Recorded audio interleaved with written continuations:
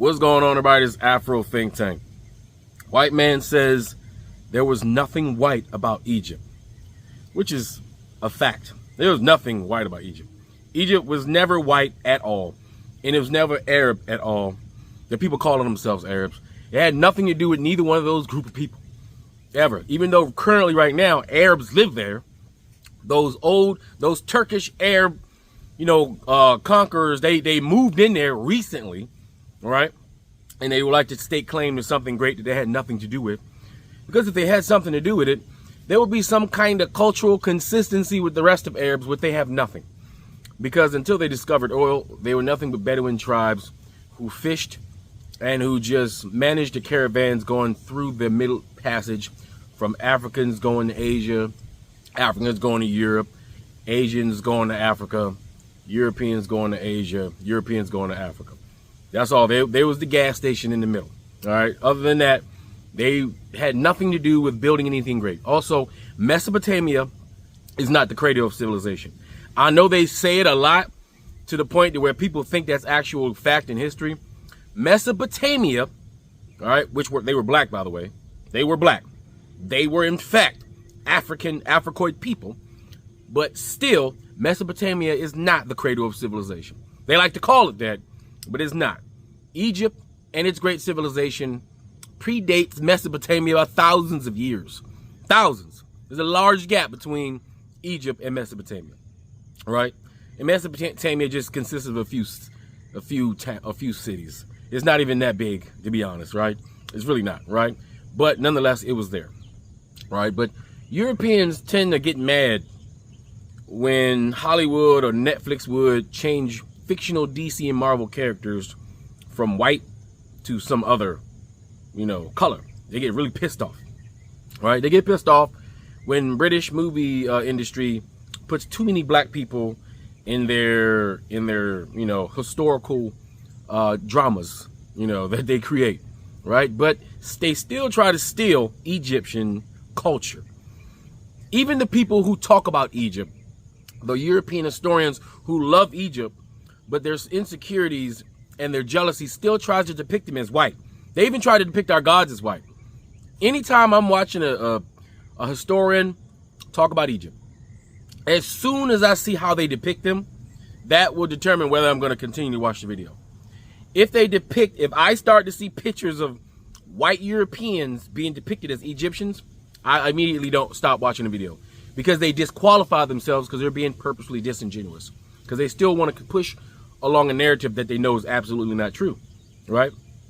When I see them try to depict African gods as white European looking, I stop watching it, because I know you lost all credibility because you're being purposely disingenuous, trying to depict African gods as some sort of white European mythical, logical group of people that just don't exist anymore. When in fact, those Egyptians, those Kemites, those Africans depicted themselves with vast detail in stone, as we are the masters of stone building, right? You see locks like this. You see braids and cornrows. You see the same hairstyles as African Americans wear to this day on the ancient Egyptians.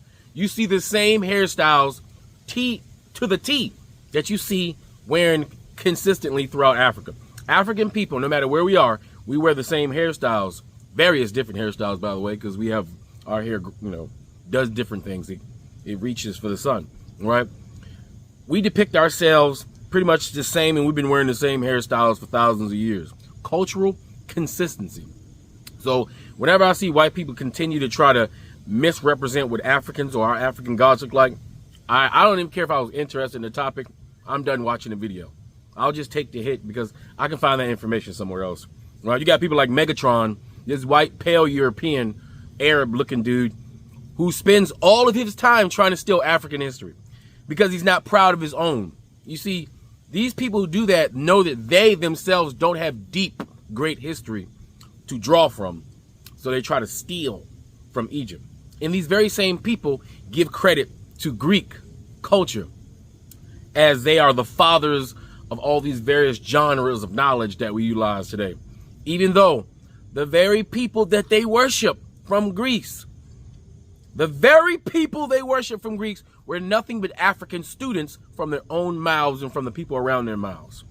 All they were doing was regurgitating what they learned from Africa. That's all they did. Even their mythological stories, their Jesus learned everything he learned when he was a student of Africans. So from history to their mythology, everything that they learned is from Africa. We are their teachers. We were their gods. The Greeks worshipped us. And when when our civilization fell, when African people moved to the Fertile Crescent of their land, when desertification came, you think that the Egyptians were going to sit there and fight these barbaric, savage Arabs and Bedouin tribes for desert? No, they were not going to do that. They went home, the place that they wrote down that they came from. They went back up the Nile, back to their homeland, which they told everybody they were from. They knew where they were from, internal Africa, and created all those preceding civilizations that you see, and created all those tribes. Because remember, Egypt wasn't just a homogenous group of people. It was a collection of different kingdoms that unified at various different points, but different kingdoms with different languages, different people, different practices. You know, don't let the Europeans make you believe that everybody was just one big group of weird Atlantean-looking aliens that done disappeared and shit. That's not how it worked. They were just Africans with their own different city-states and had their own rules, and they fought each other and they did all that shit, right? And then later on, the Europeans, right, they came to cosplay. Isn't that cultural consistency? Do they not still do the same thing now? The same thing Europeans do now, they did back then. We know. History will teach you, and the present will teach you. All right? That's the proof. That's all the proof you need, right? So this white guy's gonna say it, right? And the thing is, it's so obvious. You would have to be like, if I showed you an orange and an apple, you can't say that the apple is an orange and that the orange is an apple if I have it in your face. But these racist, insecure Europeans will look at that damn orange and be like, that's an apple. That is a goddamn apple. But we clearly see it's an orange. But they will call that shit an apple. And in their mind, somehow, they did something to look at that damn orange and say it's an apple. And that's what they do. And in the age of information, it's getting tired. It's like, come on, man, we know that's orange. You know genetically, linguistically, culturally, every kikli, all right? Every kikli, all right? They're African. And no amount of wishing, no amount of scientific jujitsu, pseudo jujitsu is going to change that. All right? I think that these people should look deep within their own culture and find something to be proud about. All right? You can be proud about the Greeks, even though the Greeks are just students of Africa. Right? Even though y'all like to say Greeks are the beginners and the fathers of, I always find that shit funny. Father of math, father of history. I'm like, bruh, your father told you that he went to go learn from those black gods. He was proud of it. Them Greeks were proud, all right, that they were associated with those Africans, okay? And they looked at those Anglo-Saxon, barbarian Germanics as savages. They were the White Walkers. Even the Romans, who were very savage, looked at those Europeans up there, you know, in the north as even more savage than them. So, I mean, and so if you look at Europe and look what they have developed in their ancient times compared to what we have developed, I understand that they would like to attach themselves to something great, right? But they can't, because all they do is fight and kill each other. That's all they have. They should just live in reality, and they should just find the pride within their own history. Even if they didn't build anything great, I'm sure they did some shit great up there in Europe or around there in the stands or somewhere, you know, there in Asia. Arabs ain't never done shit. They are a mixed mulatto group of people who only exist because Africans had shit to trade with Asians, and Asians had shit to trade with Africans, and Europeans, old Europeans, Mediterraneans, had shit to trade with Africans and Asians.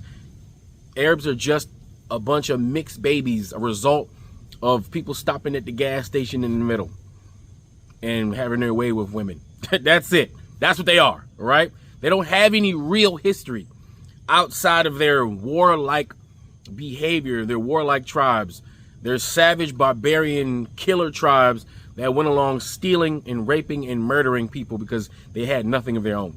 That is the truth. And they consistently still, to this day, cultural consistency, they are still their ancestors. Just like Europeans are still their ancestors. Just like Asians are still their ancestors. And Africans, we are still our ancestors. That's why we still do the great things that we used to do in the past. That's why Asians still do the great things that they've done in the past. And that's why Europeans still do the great things that they've done in the past. And great is objective. Anyway, without further ado, I'm gonna let y'all listen to this guy. I don't even think he's white no more. I'm starting to look at him. His skin may be pale, but I'm thinking this guy's like Lebanese or something. I don't know. I would have to question it, man, because I don't know. Y'all tell me in the comments. Do y'all gotta think this guy's a European or he's just a pale Arab, Mediterranean, Asiatic type dude? Y'all let me know. Anyway, that's all I gotta say. Is Afro Think Tank. Learn something, teach something. I'm out. Egyptians were never white. Not once. Not briefly. Not even close. Not in pre-dynastic Naqada. Not in the Old Kingdom. Not in the height of the New Kingdom. Not under Ramses. Not under Hatshepsut. Not under Akhenaten. Not under the shadow of the pyramids or the glare of the Nubian sun. They weren't white in language. They weren't white in phenotype. They weren't white in cosmology, in kinship systems, in art, in diet, in hairstyle, in gods, in rhythm, or in burial. They were never white in any material, genetic, archaeological, or spiritual sense. White people showed up late, and even then, only to steal, distort, repaint, rename, mislabel, exhibit, desecrate, fabricate, and claim. They came with measuring tapes, racist skull theories, eugenics-funded excavations, and the wild-eyed delusion that everything impressive must be European in disguise. But they never fit. The noses they shattered off statues still mock them. The melanin in the murals still haunts them. The Afro-Asiatic languages still reject their tongues. The dynastic timelines never align with their presence, and the DNA results they try to suppress keep whispering the truth louder each year. The Egyptians were never white, but whiteness has always been desperate to insert itself into legacies it couldn't recreate. Because if Egypt is undeniably African, then Europe is undeniably late. Cope. Free Sudan! Boycott diamonds and gold! Free Sudan! Boycott diamonds and gold! We most definitely cannot forget about the people of Sudan! Thanks for watching Afro Think Tank. Don't forget to like, share, and subscribe. And follow me on Substack and Patreon for more content. Remember, it's Pan-Africanism or nothing.